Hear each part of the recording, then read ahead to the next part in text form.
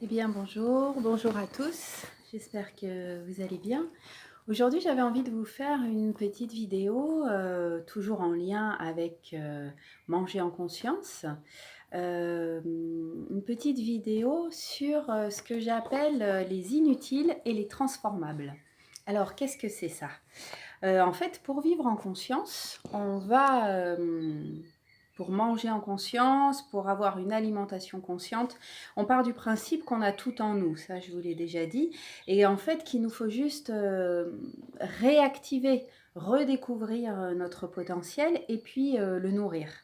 Et plus on est 100% soi-même, en fait, plus notre joie, notre amour intérieur va rayonner sur notre vie, pour nous-mêmes et pour les autres.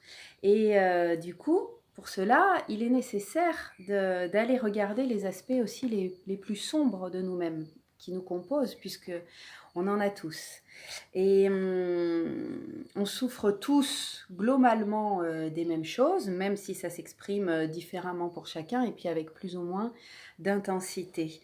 Ces aspects plus sombres, ils sont issus des facteurs sociaux et éducatifs principalement, et aussi de ce que j'appelle le courant de l'être, c'est-à-dire ce qu'on amène avec nous durant toutes nos incarnations, toutes nos existences, et qui représente en fait ce que l'on a à travailler pour aller vers la libération. Donc en fait, ce que je vais dire, ça va quand même parler, je pense, à beaucoup d'entre vous qui ne croient pas à la réincarnation, hein, c'est pas forcément obligatoire.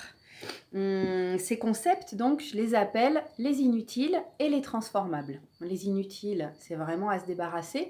Les transformables, ça a le potentiel de faire quelque chose de positif et de riche pour nous-mêmes.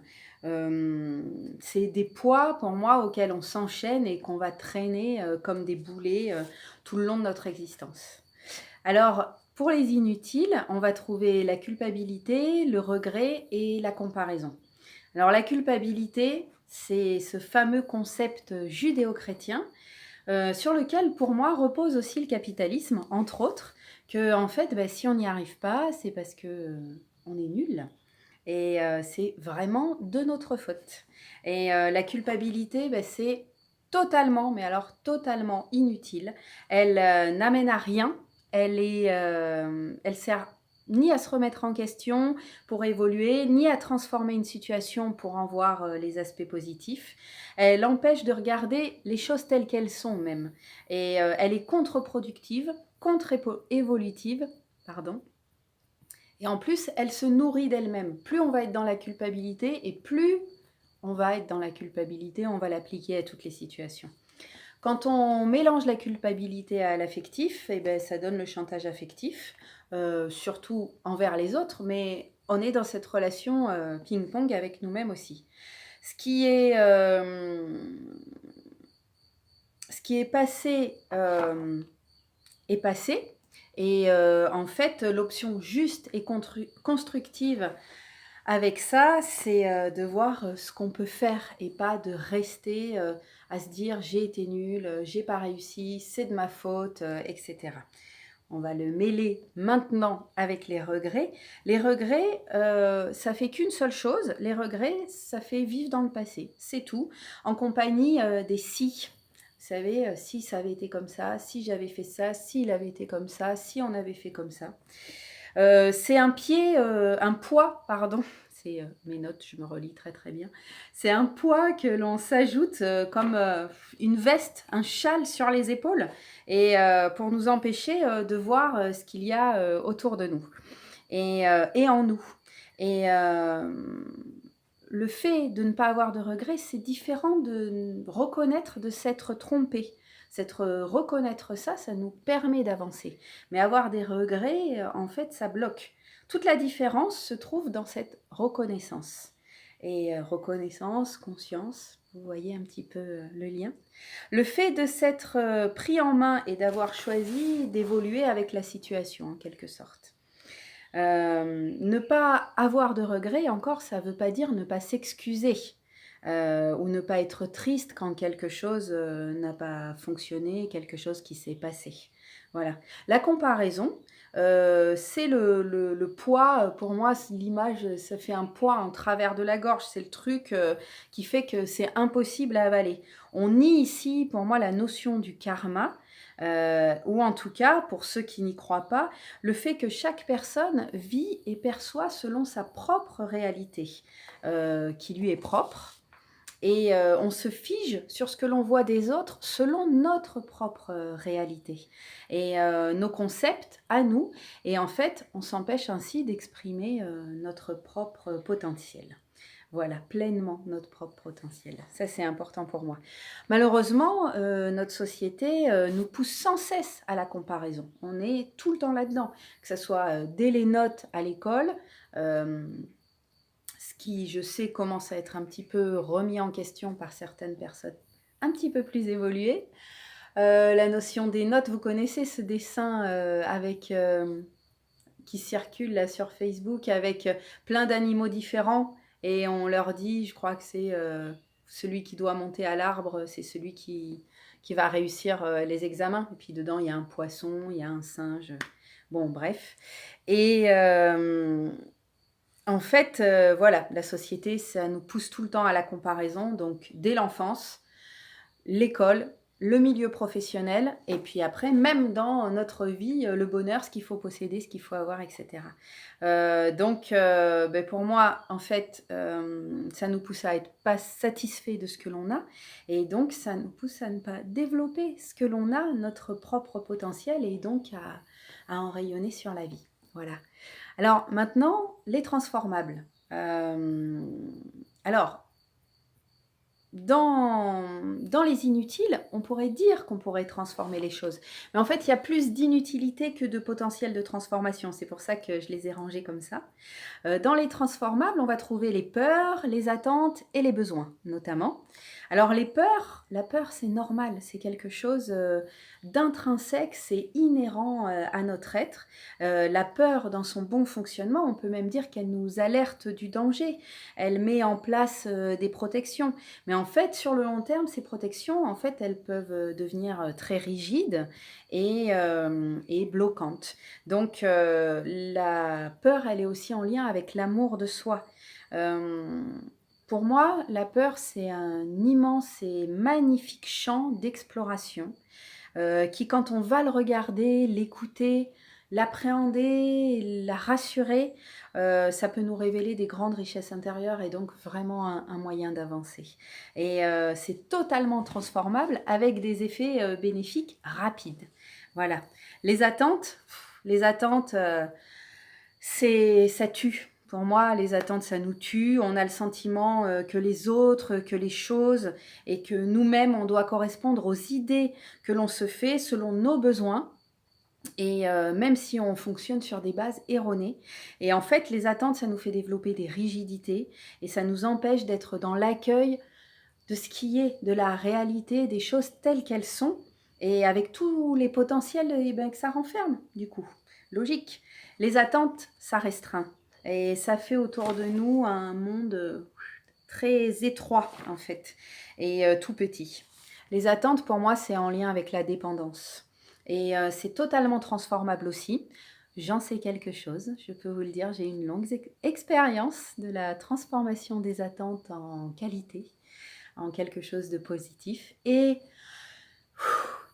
quel soulagement, quel bienfait, quel plaisir. Voilà. Donc, l'incomparable, je suis fatiguée. Là, c'est le soir, en fait. Il y a la lumière.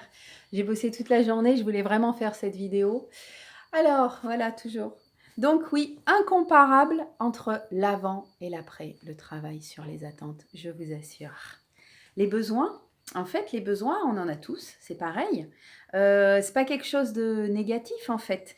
Mais en réalité, aujourd'hui, il me semble que c'est plus tout à fait ça. Parce que si je mets ce concept-là dans les transformables, c'est parce qu'aujourd'hui, pour la plupart, on est totalement coupé. Enfin, je dis on, mais c'est pour m'inclure avec vous, mais je me sens plus trop là-dedans. Parce que j'ai choisi de faire le chemin. Mais voilà, aujourd'hui, il me semble que beaucoup de gens dans ce monde sont coupés de leurs besoins réels. et ça fait une grande différence. À cause notamment de cette fameuse société de consommation. Ben ouais. Donc du coup, si on est coupé de nos besoins réels, ben, les besoins ne peuvent jamais être pleinement satisfaits et du coup, on ne peut jamais être pleinement nous-mêmes. Voilà, pour moi, c'est simple. Donc voilà, c'est pas une vidéo très très longue, hein, c'était pour vous présenter un petit peu ça parce que c'est quelque chose que j'amène dans les formations que vous pourrez suivre avec moi. C'est une liste qui n'est pas exhaustive, mais je pense qu'elle est déjà intéressante à observer.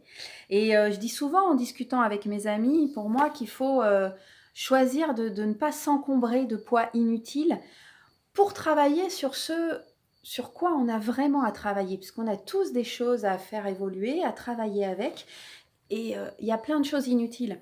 J'ai envie de prendre un exemple, mais voilà, j'espère qu'il ne va pas fâcher trop de monde et puis être bien compris, mais bon, souvent dans les séparations de couple, euh, la personne, en fait, elle va dire, oui, alors, elle va, comment dire, la personne qui est quittée et qui en souffre pendant un moment, ce qui est normal, elle va rester un long moment, il y a une période dans ce deuil à faire où on est sur l'autre, sur l'extérieur en fait. Oui, mais s'il avait compris ça ou si elle avait fait comme ça, eh ben, on aurait pu être ensemble et tout ça.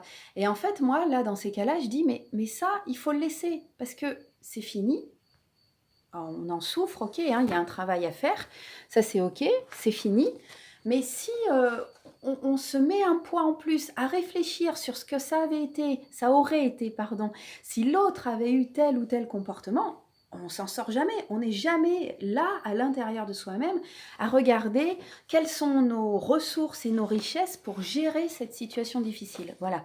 Pour moi, c'est un exemple assez parlant et que j'entends quasiment à chaque rupture autour de moi. Voilà. Du coup, ici, il s'agit de revenir au cœur, il s'agit de revenir à l'essentiel, il s'agit de revenir à soi. Parce que tout comme je suis ce que je mange, voilà, mais tout comme ça, et ben plus je suis en harmonie, en lien avec moi-même, plus je suis vraiment moi-même, plus je suis en harmonie et en lien avec les autres. Voilà, c'est un regard intérieur plutôt qu'un regard extérieur. Ça me semble très important. Donc, ben, si vous avez envie de découvrir comment avancer avec tout ça, eh ben, je vous invite à venir suivre mes formations. Et ça vient, ça bouge. La formation Mindful Eating, donc manger en conscience. Je disais avant manger en pleine conscience, je suis en train de transformer. Manger en conscience, eh ben, elle sera en ligne dans un gros mois maintenant, hein, entre le 1er et le 10 juillet, c'est mon objectif. Vous pouvez encore vous inscrire avec la promo que vous pouvez trouver sur Facebook. Et puis, en présentiel, il y a 2 dates, une fin août, une fin octobre. Et puis là, c'est ma prochaine vidéo. Je crée une formation qui s'appelle la cuisine consciente sur base de choses qu'on me demande depuis longtemps. Donc, ça sera aussi en présentiel, en vidéo et en privé, comme pour la formation Manger en conscience, pour ceux qui le souhaitent. Donc voilà, vous pouvez me contacter pour ça, vous pouvez vous abonner à ma page YouTube, vous pouvez parler de moi, me faire connaître parce que voilà, on est vraiment sur un marketing de réseau.